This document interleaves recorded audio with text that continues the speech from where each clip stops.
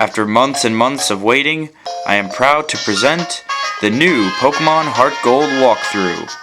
I am your host, DioGenZ, and as always, I will be walking you through the ins and outs of Heart Gold. And that means the side quest too, guys, so if you're looking for a speed run, you've found the wrong guy. But what's this? The Kimono Girl. We haven't seen her in ages, have we now? But what is she saying? I don't know.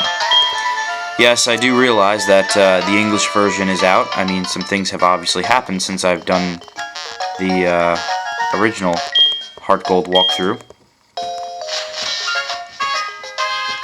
I realize that, and people were saying, oh, are you going to do an English Heart Gold or Soul Silver walkthrough?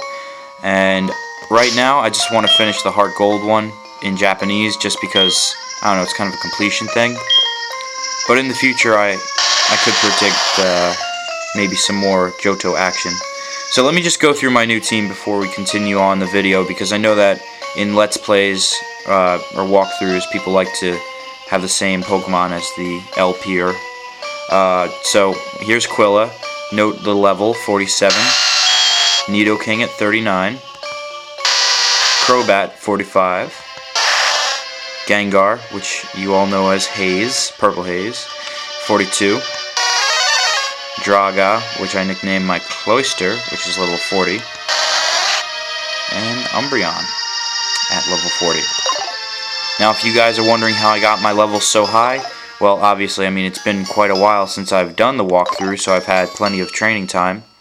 Actually, I should switch around my Pokemon. Actually, you know what? No, I'll keep Typhlosion out front and center. So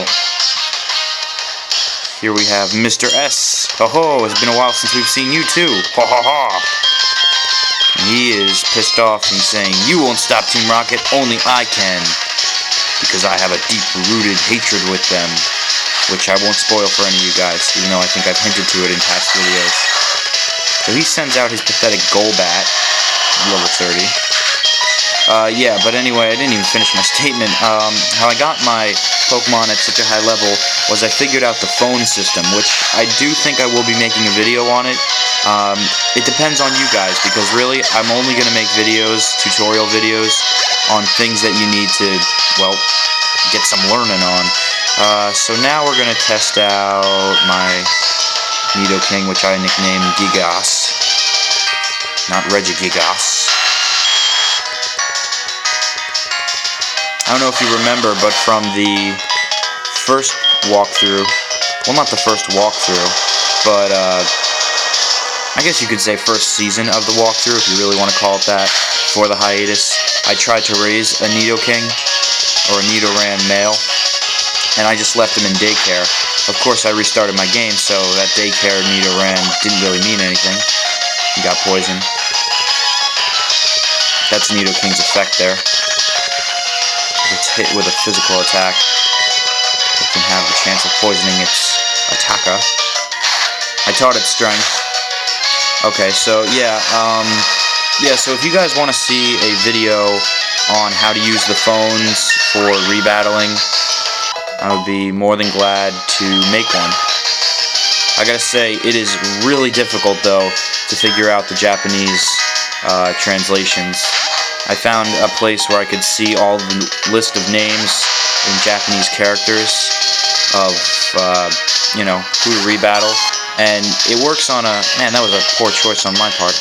So that's another thing, is you can't really tell in the Japanese version who your opponent's going to send out, which leaves you at a surprisingly big disadvantage.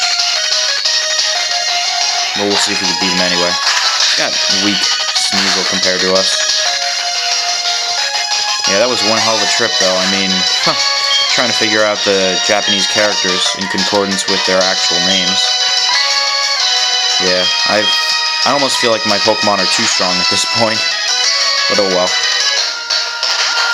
Just so you guys know, you really don't need to have this high level of Pokemon. You know, I went kind of crazy, a little bit overboard on training here, just for the walkthrough sake, and also I wanted to raise a much stronger team than the last one, because I realized watching some of my older videos that I was tripping up on some of the easiest gyms that I never really had a problem with. That's because I always just, went from one walkthrough to the next, and I basically didn't take that much time to train, because I was really excited to bring you guys all this content, which I still am, but I was smart about it, trained all my Pokemon up, and now I'm gonna battle.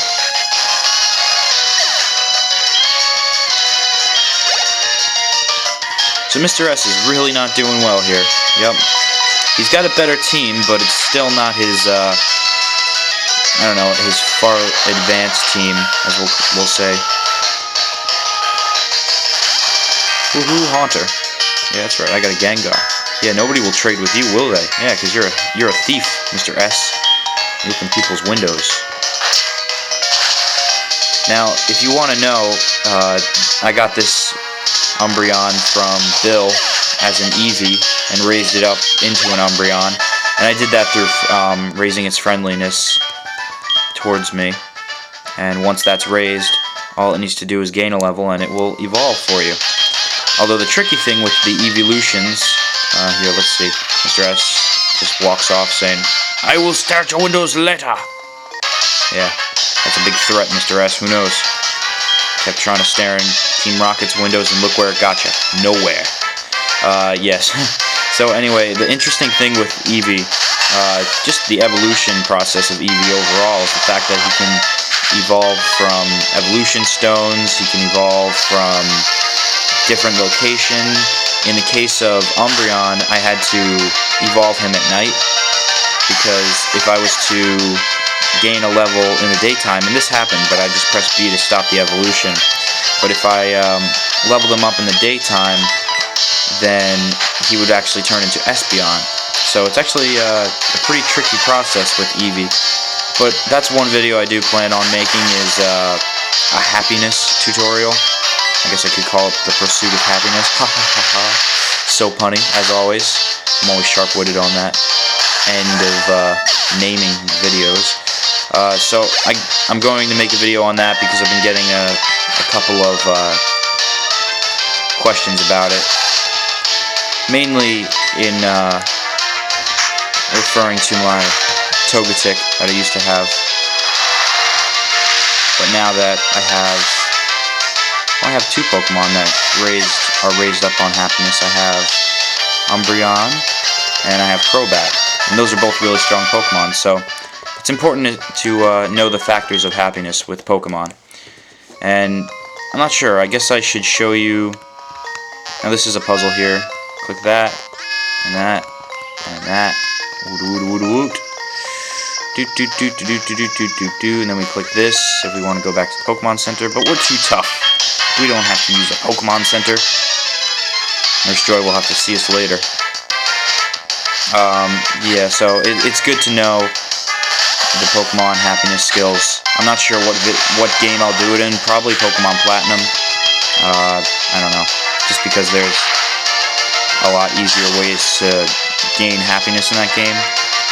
Or a lot easier way to tell if your Pokemon is happy towards you. But I guess I'll also mention in the Heart Gold and Soul Silver games where you can raise happiness.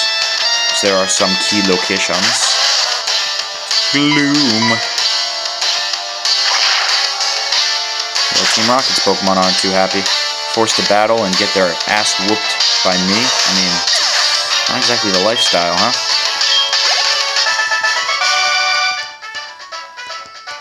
And you lose. Give me your money. I love that. You win and you get money.